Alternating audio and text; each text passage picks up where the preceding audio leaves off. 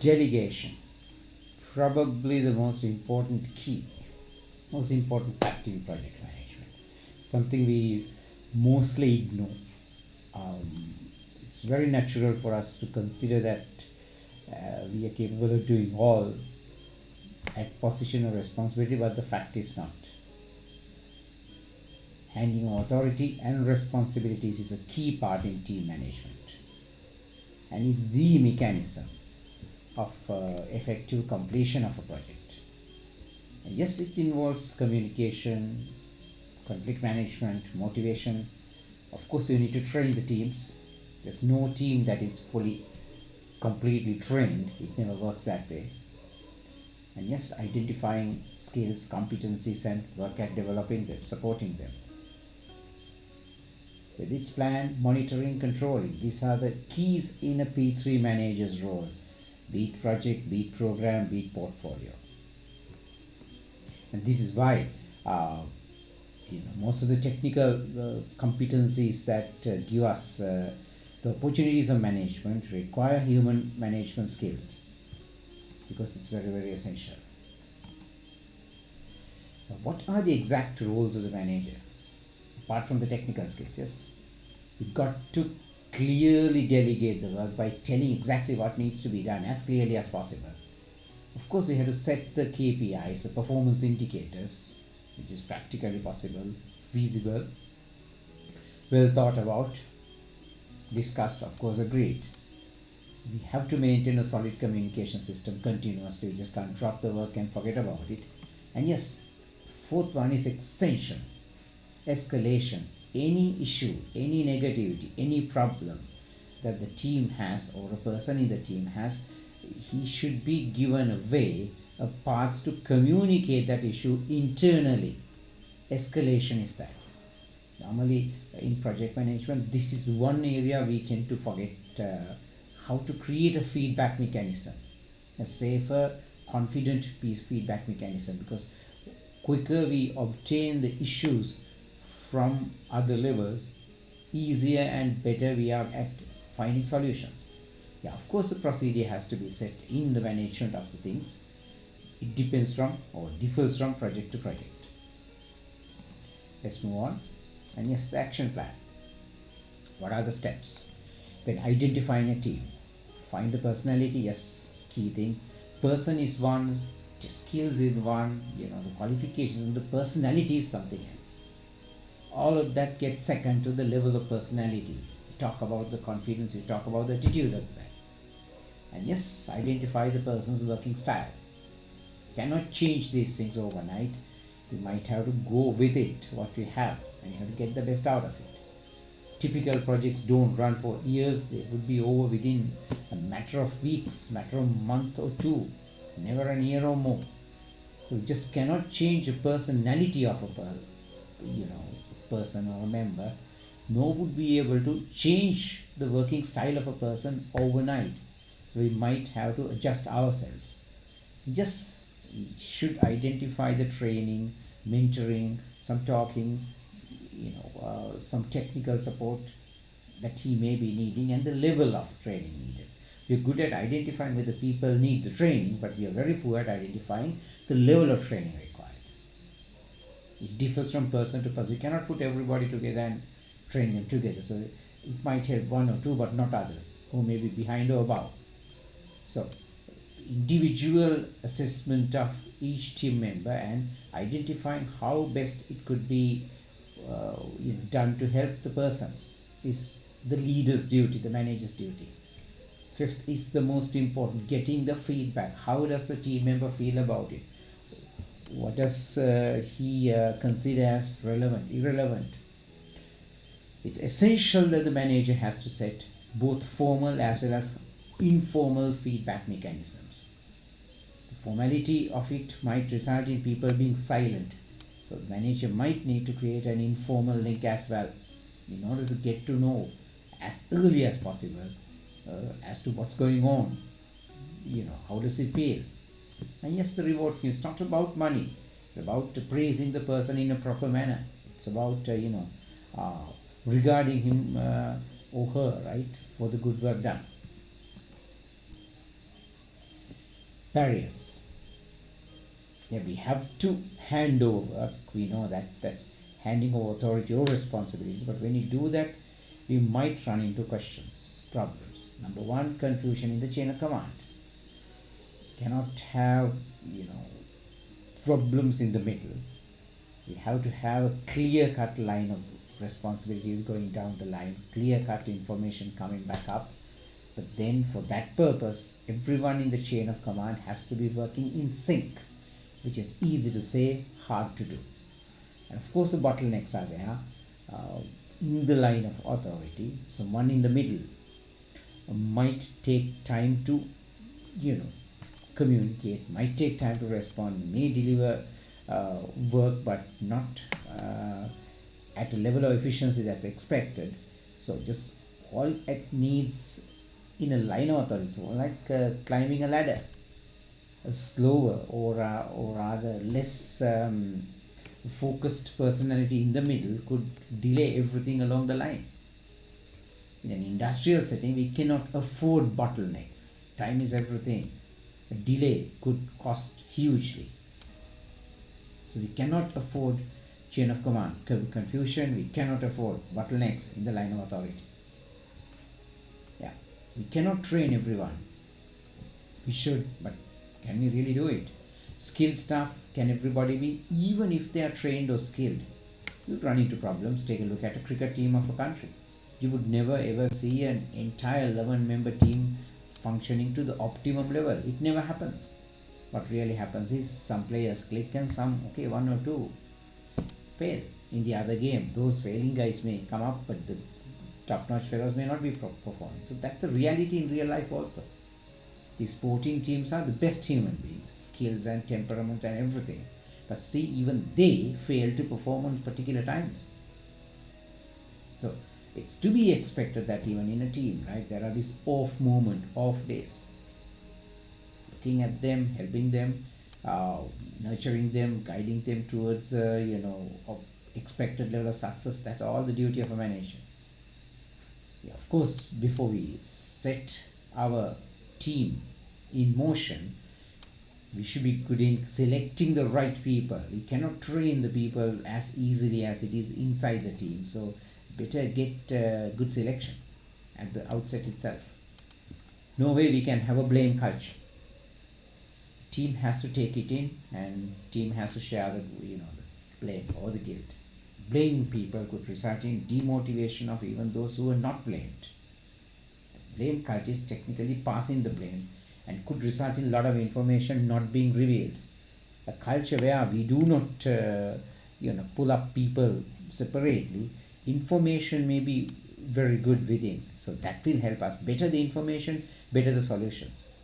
But if we tend to go for a blame culture, that could automatically result in gaps between various levels in the team, and that would lead to right information not coming at the right time. Yes, the biggest problem is the manager himself. His attitude could either make or break a team, realistically.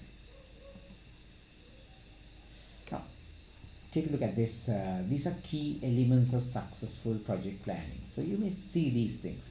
They're not to be crammed, but it's not like the Bible or the 10 Commandments. It's just the way of things, right? Identifying the needs, getting to know the objectives, all practical things. What's the deadlines I have? What's the duration I'm getting, and what's the schedule? Phase 1, phase 2, phase 3, right? And whose role is what? Of course, the budget.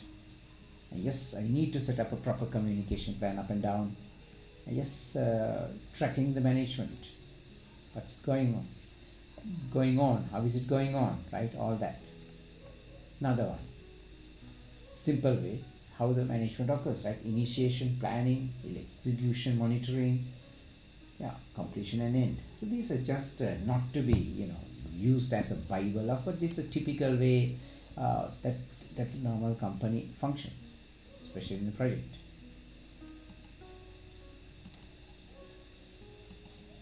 Let's move into proper methods. There are a lot of methods, like you might see agile, you might have waterfall, you might have Japanese quality principle. This is one, Prince 2TM, came from UK actually. It was prepared under contract to British government, and it's a standard system now followed by quite a few project teams all over the world. Yeah, we have to have methods anyway, right? Only the proper methods could result in proper delegation, everyone having a role, everyone having a sense of responsibility, and there's a clear strategy in delegation, a scheme in delegation, very essential to success. Now this is Prince 2TM. I got an example of how the communication management happens in Prince 2TM. It's pretty efficient, all recorded, documented, well planned ahead. uh, the challenges discussed and prepared with. So it's all pre-planning. That's what Prince 2TM is mostly about. So in communication, the managers do this to consider all aspects beforehand and create a reporting structure with regard to obtaining information about the success or otherwise of it. So this results in a lot of paperwork and a lot of organization. Okay, this is typically 7-step process of Prince 2. Start up the project, initiate the project, direct the project, control stages, manage product delivery, manage state boundary. Okay, that means scope of it, right? And then close it. So it looks simple. In communication, delegation, the same. Starting the project, right? We have to begin, and yes, by the time we set the direction, we should be starting the delegation, and yes, controlling, monitoring, supervising, and all that. And this how the functions are carried out. The issues related is the managing product delivery. Check the scope, and finally, yeah, and the same thing with the meaning. Yeah. Ensure continued project viability with realistic benefits. True. Learn from previous mistakes and keep updating knowledge. The earlier one's meaning is this, right? So here we learnt about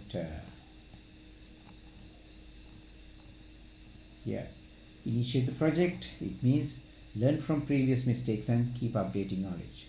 Define roles and responsibilities clearly.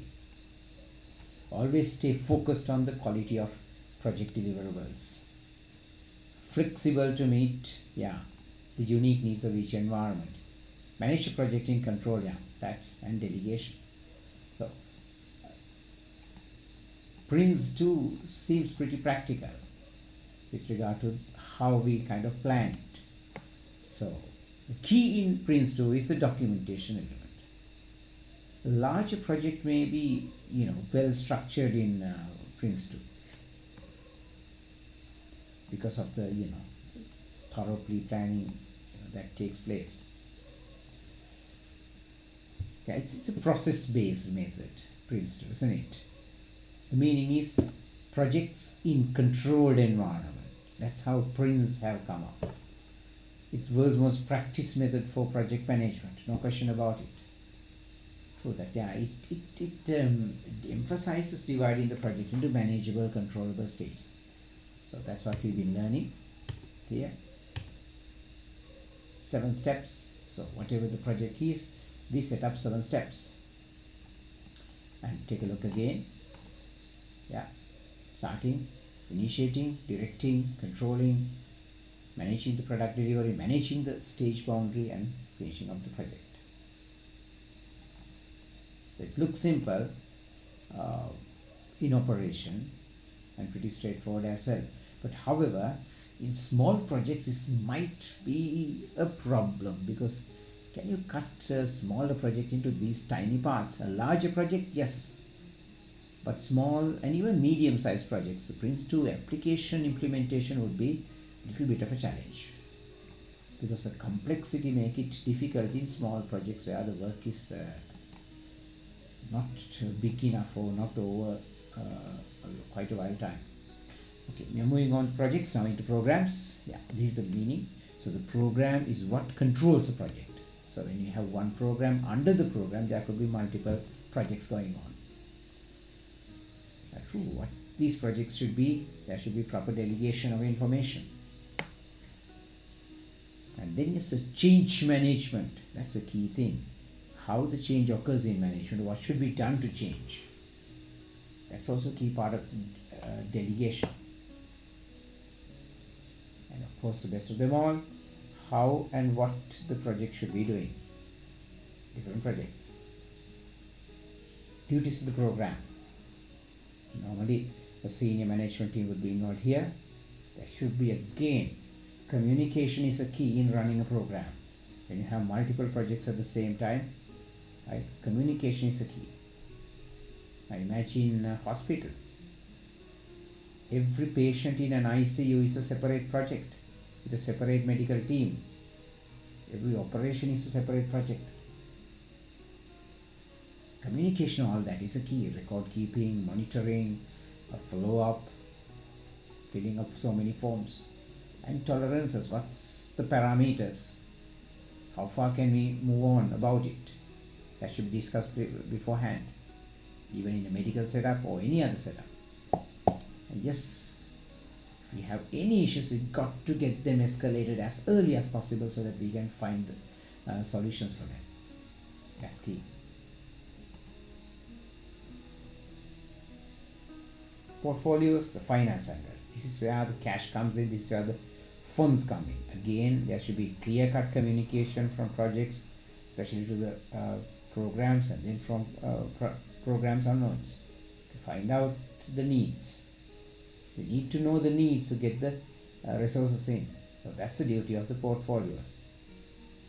So sometimes when you have number of tasks, so which should be given priority would be a question. So the only way there is getting the right information so that you could determine what's the most relevant step to be taken and which should be funded first. That one. Okay, there's a tiny task for you. Take a look. Or 200 words mean something like about a 3-minute presentation. We cannot be talking too fast. Writing too much might make it difficult in presentation, and whatever the angle we go in presentation, the basics never forget. It's what, why and how. What am I talking about? Why am I telling it? And how is it applicable? That is key. In presentation, we never ever leave an issue that we raise unexplained or unclarified. So it's our duty to do that. So in the project setting, when we do address a team, the simple basics will help us in clear communication, clear idea setting, and clear identification of the problems, as well as setting proper solutions. Alright, so that's delegation, vital key to project management.